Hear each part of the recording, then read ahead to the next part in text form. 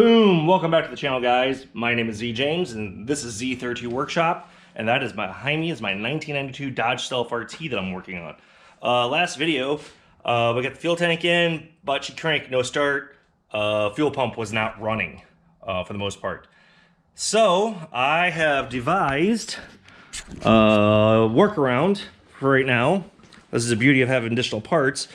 I used, oh boy, hopefully you guys can see that.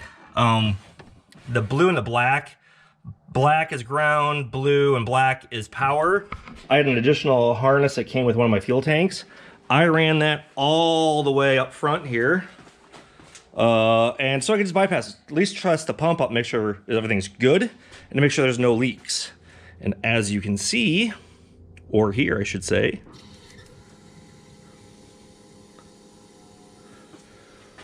fuel pump's running. It's got 4 pounds or 4 gallons of fuel. And now we're gonna actually do a fire up here and see what happens. So let me get you set up here. Turn the key on. And let's just see if I can get this thing to run.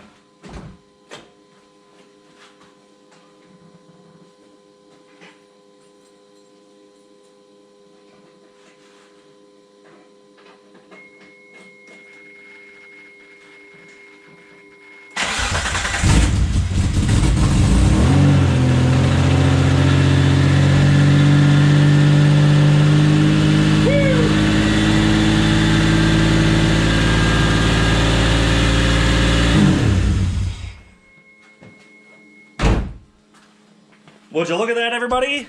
She at least runs. I am super stoked about this. On all this, I'm gonna get the battery disconnected here, or my fuel pump. Like I said, I just did some quick wires of the battery. She wants to run a very high idle. I don't know what's up with that. So yeah, the camera's gonna stop right now for the simple fact that battery died and I didn't re-record it. So I didn't have anything going on right now. Yeah.